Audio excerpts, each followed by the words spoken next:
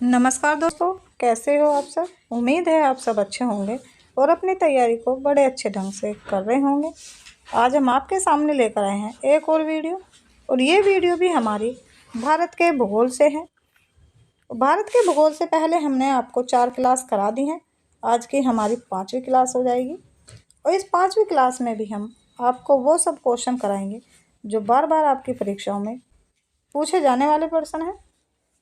Video शुरू करने से पहले अगर आपने अभी तक हमारे चैनल को सब्सक्राइब नहीं किया है तो आप हमारे चैनल को सब्सक्राइब अवश्य करें। वीडियो को अपने दोस्तों में भी शेयर करें। तो चलिए देर न करते हुए शुरू कर लेते हैं आज का ये इम्पोर्टेंट वीडियो। और आज की वीडियो का पहला क्वेश्चन हो जाएगा, निम्नलिखित में से जोवियन ग्रह खोजें। तो जोवियन ग्रह हो जाएगा यूरेनस।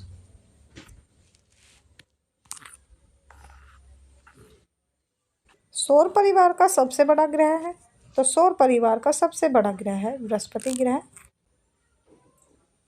निम्नलिखित में से कौन सा कथन बृहस्पति ग्रह के बारे में सही है। तो बृहस्पति ग्रह के बारे में सही हो जाएगा सौर मंडल में सबसे छोटा दिन इसका है।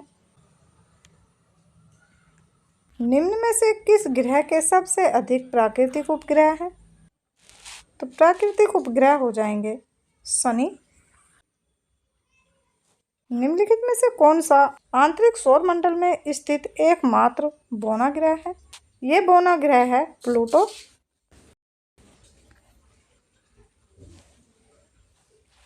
शब्द शांति का समुद्र सी ऑफ ट्रैंक्विलिटी निम्नलिखित में से किस खगोलीय पिंड से जुड़ा है।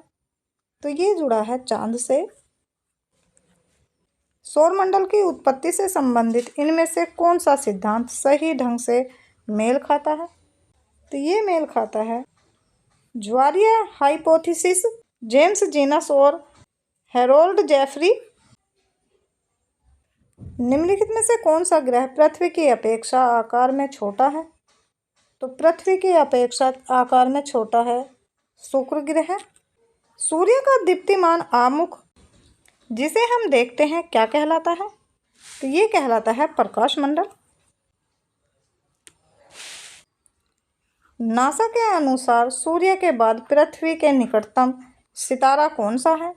निकटतम सितारा है प्रोक्सिमा सेंटोरी। किस ग्रह को लाल ग्रह के नाम से भी जाना जाता है। तो ये जाना जाता है मंगल ग्रह को।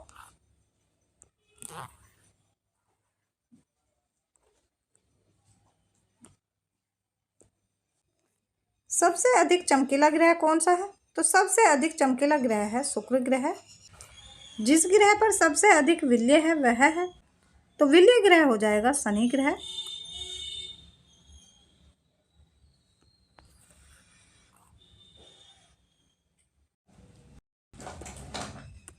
सूर्य की किरणों को पृथ्वी तक पहुंचने में लगभग कितना समय लगता है।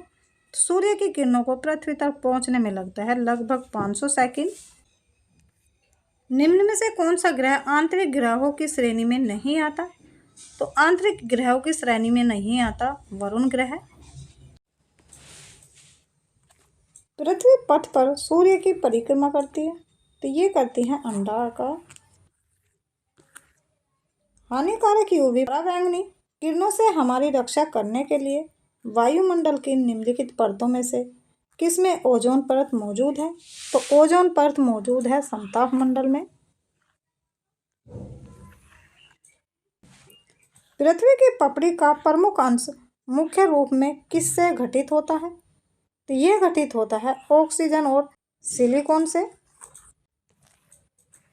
पृथ्वी का कठोर बाहरी हिस्सा जिसमें क्रस्ट और बाह्य मैंटल शामिल है उसे क्या कहा जाता है। तो उसे कहा जाता है स्थल मंडल।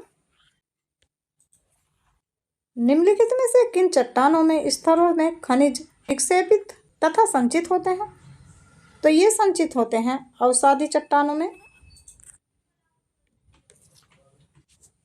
निम्नलिखित में से कौन सी चट्टान अत्यधिक ताप या दबाव द्वारा रूपों में परिवर्तन दर्शाती है। तो ये परिवर्तन दर्शाती है कायांतरित चट्टानें। दिन और रात कहाँ बराबर होते हैं।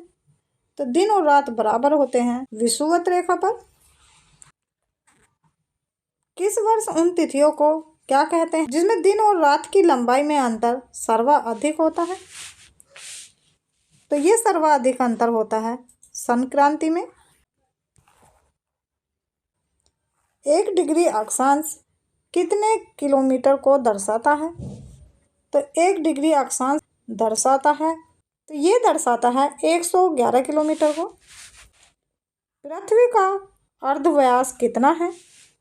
पृथ्वी का अर्धव्यास हो जाएगा 6371 किलोमीटर।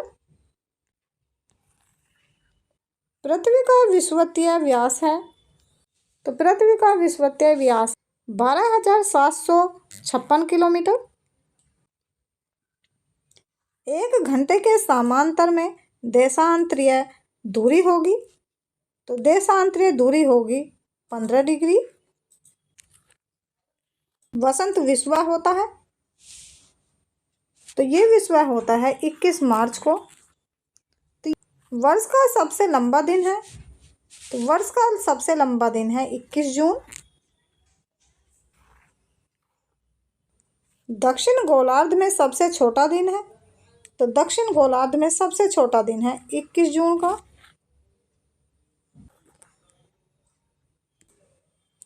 पृथ्वी के निम्न में से किस परत में वायुमंडलीय ओजोन परत अधिकतर केंद्रित है? तो ये केंद्रित है समताप मंडल में। कर्क रेखा कहाँ से गमन करती है? तो ये गमन करती है भारत और सऊदी अरब से। यूरोप का प्रमुख मछुआई क्षेत्र डोगर बैंक कहाँ स्थित है? तो ये स्थित है उत्तरी सागर में।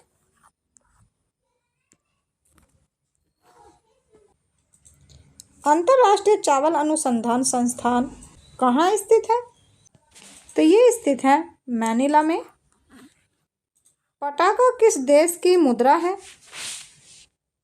तो पटाका मुद्रा है मकाऊ की।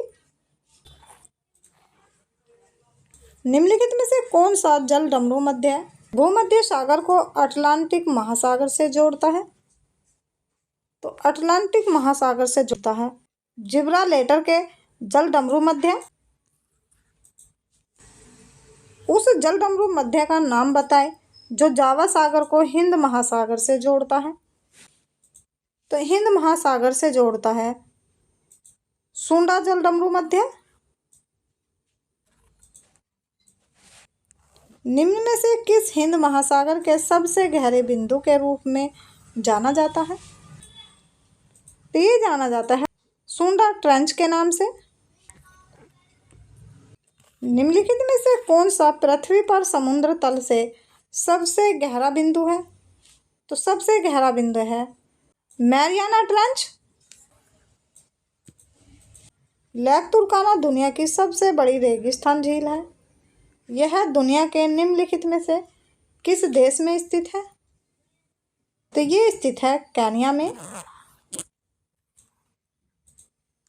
प्रसिद्ध जावा ट्रेंच नामक सबसे गहरा स्थल किस महासागर में स्थित है? तो ये स्थित है हिंद महासागर में। दुनिया में सबसे ऊंचा ज्वार किस में पाया जाता है? तो ये पाया जाता है कनाडा में। गैलेरस ज्वालामुखी किस देश में स्थित है? तो ये स्थित है कोलंबिया में।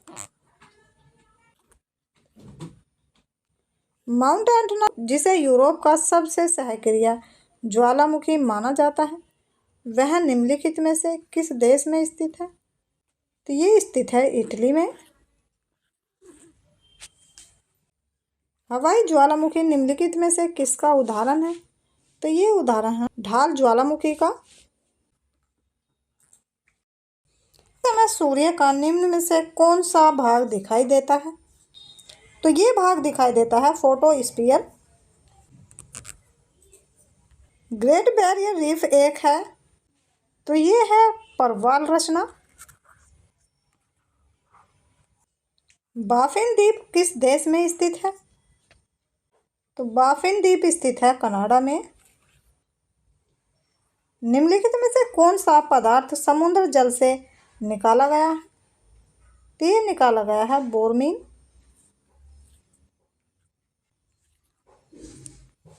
निम्नलिखित में से कौन पृथ्वी का सबसे बड़ा अंतस्थलीय जल निकाय है?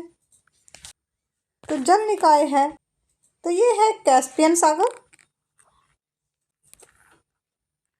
मसाई जनजाति के लोग लंबे, बहुत गहरे भूरे रंग की त्वचा वाले होते हैं, जो ज़्यादातर पाए जाते हैं। तो ये पाए जाते हैं पूर्वी अफ्रीका में।